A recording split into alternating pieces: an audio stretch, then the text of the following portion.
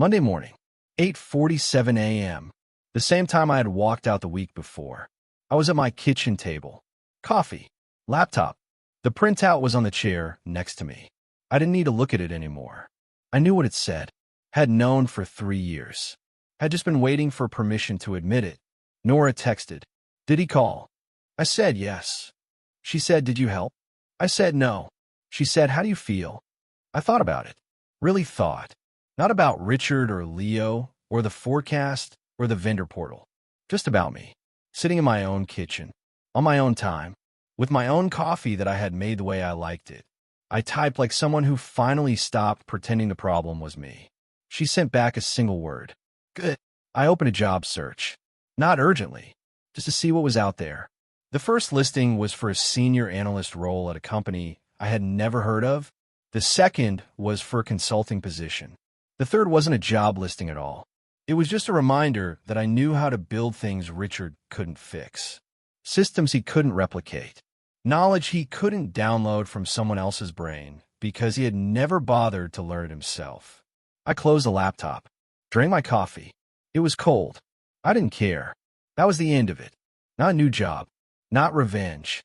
Not some dramatic scene where Richard apologized and HR admitted fault, and everyone who watched me walk out finally said the words they had been too afraid to say. Just a Friday that ended with a ringtone I didn't answer. And a Monday that started with silence I chose. I'm over it where silence ends. When did you walk away from something that was breaking you and realize the person who needed to fix it was never going to? My name is David. I was 39 then, the oldest of 4, the one who got the calls 11 p.m. and on Sunday afternoons and during dinner. I never thought much about it until a Sunday dinner 2 years before everything changed. My father pulled me aside before dessert. Not my brother Marcus, who was 35 and living in an apartment our parents co-signed. Not my sister Rachel, who was 32 and somehow always too busy to pick up. Me. He handed me a letter from the IRS and asked if I could look it over. Not urgently. Whenever I got a chance. I took the letter home that night, researched the issue before bed, and had a typed response ready for him by Wednesday. He read it at the kitchen table, nodded, said, "I knew you'd sort it," folded the letter and put it in his pocket. No one else at that table had been asked. Not Marcus, who was sitting right there. Not Rachel, who was scrolling through her phone. Just me. I didn't think anything of it at the time. That was just what I did. Same month Marcus called on a Wednesday afternoon. He needed $400 for rent. Just until Friday, he said. His voice had that tight quality it always got when he was between paychecks and between excuses. I transferred the money the same day. Friday came and went. The money did not come back. It never did. I didn't bring it up. That was also just what I did. Then my mother called one Saturday morning. She needed the number of a contractor who had done work on my apartment 2 years earlier. Something about her house. Something about a leak. I searched my phone while she waited, found the contact, and sent it before she even finished explaining what she needed. She said, "You always know who to call." Her voice was warm, satisfied, like she had just checked something off a list and could move on with her weekend. She hung up. I stood in my kitchen for a moment afterward, holding my phone. The call was over. The contractor had the number. Everything was fine, but I stood there anyway, not sure why. I was 19 when my parents' marriage started coming apart. Neither of them knew the other had already started talking to lawyers. But my mother told me first. She sat me down at the kitchen table, coffee going cold in front of her, and laid it out like I was her peer. Not Marcus, who was 15. Not Rachel, who was 12. Me. She asked me not to tell my siblings yet. I carried it alone for 3 weeks. Walked through school with that weight in my chest. Sat at dinner across from my father, knowing something he didn't know I knew. Mediated the first conversation between my parents after they stopped speaking directly to each other. 19 years old, and I didn't question it. That was just who I was. When the divorce finalized, the family held together in a particular shape. Me in the middle, managing the calendar of who knew what and who wasn't speaking to whom. My sister called to ask if it was safe to bring her boyfriend to Christmas. My father called to ask if my mother's new boyfriend would be there. I coordinated both calls. Attended Christmas like none of it required any labor. Smiled. Passed the potatoes. Listened to everyone pretend things were normal. Years later, Marcus hit a bad stretch. Lost a job. Started drinking more than he should. Called it odd hours. I took 4 of his calls in a single week. Talked him down. Helped him draft a budget. Sat on the phone at midnight while he cried. At no point did anyone call me to ask how I was holding up under it. Not my mother. Not my father. Not Rachel. Not once. I didn't expect them to. That was the problem. My mother had said it years ago at that kitchen table. I knew I could tell you. You've always been the one who can handle things. I had said, I'll figure it out, Mom. And I meant it completely. Didn't know yet what it would cost. Didn't know that being the one who could handle things meant no one would ever ask if you needed handling too. I tried to tell my sister first. Renee called me about a problem with her landlord, and I walked through it with her like I always did. Late fees. Lease language. What to put in writing. She was grateful and warm, and then I said, quietly, not making it a thing, that I hadn't been feeling great lately. Headaches. 6 weeks. Low pressure that just sat there behind my eyes. She said, you're probably just stressed. You always land on your feet, you know that. I said, yeah. She said, okay, so back to the landlord thing. Do you think I should put it in writing? I answered the landlord question. My own went unanswered. That was the first time I noticed. Not the silence itself. The way it happened so smoothly, I almost didn't register it. Like I had asked for something, and the family had politely declined without either of us admitting what was happening. I tried again at Sunday dinner. Between the main course and dessert. My mother was there. My father. Marcus staring at his phone. Renee serving herself more potatoes. I mentioned that I had a doctor's appointment coming up. Framed it carefully. Nothing alarming. Just a checkup. But real enough that someone might ask a follow-up question. My mother asked what time the appointment was. My father asked if I wanted company. I said no. I'm fine. The words came out automatic. I didn't even decide to say them. They just arrived. My mother nodded and asked Marcus about his job search. My father went back to his plate. The conversation moved on within 30 seconds. I sat there with my fork in my hand and thought about how easy it had been to say I was fine. How I hadn't even considered saying anything else. I canceled that appointment. Rescheduled it for 2 weeks later. Canceled the rescheduled one too. The headaches kept going. Low and constant. A hum I had started to forget was there because it never stopped long enough for me to measure against silence. I told myself I would go eventually. Just not yet. Just when things settled down. When Marcus was stable. When my mother stopped needing help at the house. When my father's knee surgery was behind us. There was always a reason. And I told myself that meant I was being responsible. Not that I was hiding. Not that I had learned, somewhere along the way, that my body didn't get to be the emergency. I finally went to the appointment. Sat in the paper gown and told Dr. Osei about the headaches. The sleep that never felt like rest. The weight behind my sternum that I couldn't locate or name. He asked how long this had been going on. I said I wasn't sure. Maybe a year. Maybe longer. He put down his pen and looked at me. Not at his screen. Not at his notes. At me. He asked whether I had anyone I talked to. Not a therapist specifically. Just anyone. I opened my mouth. Closed it. I said, I'm usually the one people talk to. He wrote something down. I don't know what. But he didn't look surprised. That was the part that stayed with me. That a doctor who had known me for 15 minutes understood something my family had spent decades not seeing. That same evening, Marcus called. He needed me to co-sign an apartment lease. His credit wouldn't hold. I sat with the phone in my hand and the feeling from the doctor's office still sitting on me. The weight I couldn't name. The question Dr. Osei had asked. Anyone? I said yes. I co-signed the lease. I did not tell Marcus what the appointment was for. He did not ask. 2 weeks later, I got the diagnosis. Atypical ductal hyperplasia. Not catastrophic, but serious enough to require real management. Real changes. Real attention sustained over time. I sat in the parking lot with the paperwork in my lap. The engine off. The sun going down. I typed a message to my mother. Deleted it. Typed it again. Sent it. I got some news today. Can you call me when you get a chance? 4 hours later, she responded. A heart emoji. Then the words, call me when you're ready. Love you. She did not call me. I sat there in the dark of the parking lot reading those words over and over.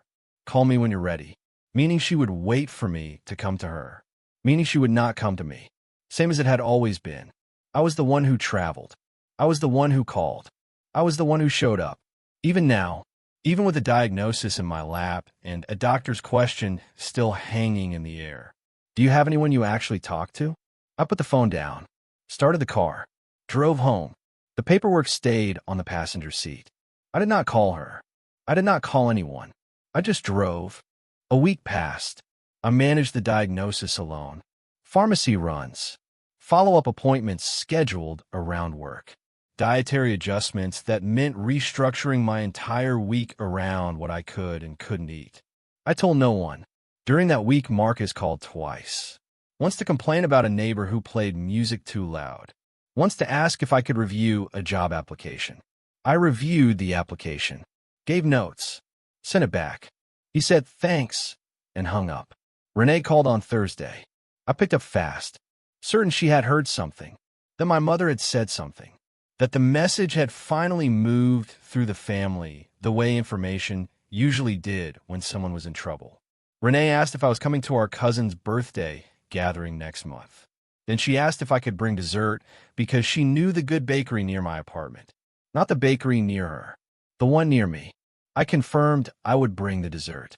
She thanked me and hung up. My medical situation did not come up. I sat on my couch that night with my phone in my hand. I started scrolling, not looking for anything specific, just looking. 15 years of messages. Hundreds of them. My mother asking for contractor numbers. My father asking about IRS letters. Marcus asking for money.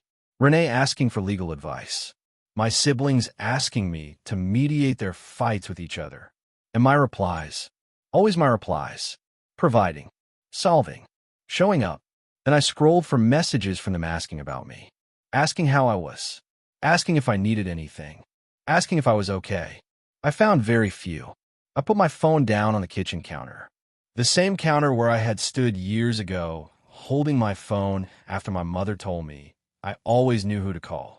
Same counter. Same phone. Same silence. I stood there for a long time. Not crying. Not angry. Just standing. Letting the shape of it settle into something I could finally see. 15 years of being the one who showed up.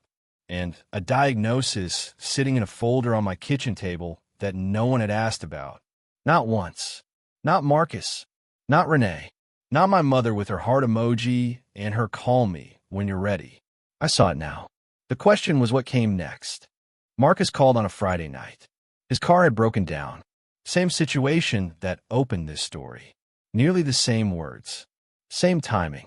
I watched the phone ring, held it in my hand, and watched his name light up the screen. Then I let it go to voicemail. First time in 15 years. I sat in my apartment and listened to the message he left. He sounded mildly annoyed. Not panicked. Not scared. Just inconvenienced. He said, "Hey, my car's dead again. Can you come out?" Then he hung up without saying anything urgent. He called Renee next. I could tell because my phone went quiet, and 20 minutes later, I got a text from her. I got Marcus, don't worry. I read it twice. Then 3 times. I got Marcus, don't worry. That was the first time anyone had ever told me not to worry about him. The first time someone else had taken a call. I sat there for a minute. Then I put my phone down and went to the kitchen. The next morning, I called Dr. Osei's office. Scheduled the first of my regular follow-up appointments. The kind I had been deferring. The kind that required me to admit this was not going away. I put in my calendar. Did not move it. Then I called my mother. Not to tell her about the diagnosis. Not yet. I called to tell her I needed to talk to her in person. That there was something I had been going through and I needed her to actually listen to it. Her voice was warm, a little cautious. She said, "Of course, sweetheart. Is everything okay?" I said, "No. I'll explain when I see you." A beat. Then she said, "Okay. Come Sunday." I said, "I'll be there." We hung up. I sat at my kitchen table with the phone in my hand. My mother's voice still in my ear. warm, cautious. The way she sounded when she was trying to maintain a version of things that hadn't been true for a very long time. I took out a piece of paper, a pen. I wrote down exactly what I intended to say. Not to rehearse it, not to soften it. Just to be clear, I wrote the words as they were, as I had been carrying them. 15 years of showing up. A diagnosis no one had asked about. A mother who sent heart emojis instead of making a call. I folded the paper, put it in my pocket. Sunday was 3 days away. I had spent 15 years being the one who answered. Now I was going to be the one who spoke. And I didn't need the conversation to go well anymore. I just needed it to be honest. I arrived at my mother's house on Sunday. She had made food. She always made food. The table was set with plates and napkins and the good glasses. I sat down across from her and did not eat. She read my posture, stopped moving around the kitchen, sat down too. I told her about the diagnosis, laid it out factually, what it was, when I found out, what managing it looked like. I told her about the parking lot, the paperwork on the passenger seat, the text I had sent her, the heart emoji she had sent back. I told her I had waited for a call that never came. My voice did not rise. My hands did not shake. I was reading from the paper in my pocket without looking at it because I had written it so many times in my head. She sat there, quiet. She did not interrupt. I said, I sent you a message that said I got some news. I needed you to call me. She said, I sent you a heart. I said, call me when you're ready. I said, Mom, I needed you to call me. Quieter now. She said, I didn't want to push. I said, you've never not pushed when one of us needed something. You called Marcus twice the week he lost his job. You drove to Renee's apartment when her heat went out. I needed you to call me once. She said, I didn't know it was serious. I said, you knew enough to send a heart emoji. That's how you knew it was something. Silence. The kitchen clock ticked. The food sat on the table, getting cold. My mother started to cry. Not dramatic, not performative, just tears running down her face while she stared at her hands. I watched it. I did not move to comfort her. 15 years of me being the one who moved. I stayed in my chair. I said, I've been the first call for 15 years. I need you to understand that when mine hit, nobody called back. I need you to hear that, not just feel bad about it. She nodded, could not speak. I picked up my jacket from the back of the chair. The paper was still in my pocket. I had said what I came to say. She had heard it. She had not denied it. But hearing something and changing because it were two different things. I knew that. I had known it before I walked in the door. I just needed to say it out loud. For me, not for her. I put my jacket on. She was still crying. I walked to the door. Did not look back. Did not slam it. Just opened it and stepped through. The air outside was cold and clean, and I stood on her porch for a moment before I walked to my car. The conversation was over. What came next was not up to me. Diane called the following morning. I picked up. She had clearly been awake for a while. Her voice was quiet. She told me she had been thinking about what I said, that she never meant to leave me without support, that she didn't realize how much I had been carrying alone. She asked what she could do. I said I didn't know yet. The call ended carefully. Not warmly, but not in pieces either. Just two people who had said something true and were still figuring out what to do with it. Renee called 2 days later. She didn't say Diane had spoken to her, but I knew. The tone gave it away. Slightly adjusted. A little softer around the edges. She called to check in. Asked how I was doing. Not the way she usually asked, which was fast and ready to move on. Slower this time. I gave her a real answer. Not a performance of wellness. Not a full inventory either. 3 sentences about the diagnosis. What it was. What it meant. What it didn't mean. She was quiet for a moment. Then she said, I should have asked earlier. I said, yeah. The words sat between us. Didn't go anywhere. Didn't need to. It was just true. She should have asked earlier. I should have told her earlier. We both knew that. But knowing it didn't change the 15 years that had already happened. Marcus did not call. I noticed this without surprise. A week passed. No text. No check-in. No, hey, you okay? The kind of silence that could have hurt me once. Now I just sat there. Honest. He had never been the one who called. The only difference was I had stopped pretending that was going to change. I let the week pass without reaching out. The silence was not uncomfortable. It was just accurate. That was the word I kept coming back to. Accurate. Like finally seeing the shape of something you had been holding wrong for years. Diane was trying. Renee had said the right 3 words. Marcus was absent in the way he had always been. Only now it was visible. And visible was better. Not easier, just better. 6 weeks later, I was at my mother's house for the second time since that Sunday. Not a family gathering, just the 2 of us. She had cooked again. This time I ate. Halfway through the meal, she put down her fork. Asked me, without any preamble, how the last appointment went. Not, is everything okay? Not, are you feeling better? How did the appointment go? Specific. Directed at something real. I looked at her for a moment. Then I told her what the doctor said, what the plan was, what the next 3 months looked like. She listened, asked one specific question about the medication schedule. Did not fill the space after my answer with something about herself. Just nodded and picked up her fork and kept eating. When I left, she walked me to the door. She said, I'm going to do better at this. I put on my jacket. I said, I know, not to comfort her, because it appeared to be true. And that was enough for now. I stepped outside. The door closed behind me. The air was cold. The sky was that particular gray that comes before snow. I walked to my car and got in and sat there for a minute with my hands on the wheel. Not crying, not smiling, just sitting. Something had changed. Not everything, not even most things, but something.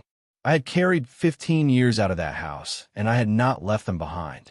You don't leave things like that behind. You just stop carrying them alone. And that is different. That is worth the conversation, worth the Sunday, worth the words I had written on a piece of paper and folded into my pocket. I started the car, drove home. The paper was still on my kitchen counter where I had left it. I did not need to look at it anymore. I knew what it said. I knew what I had said, and I knew that my mother was going to try. Not because I had asked her to, because she had finally heard something she could not unhear. That was not forgiveness. That was not resolution. It was something smaller and more durable than either. I knew now what I was owed, and I knew now what I was willing to ask for. That knowledge was the only thing that had changed. It turned out to be enough. I'm over at where silence ends. When did you stop being the person everyone called and realize no one knew how to call you back?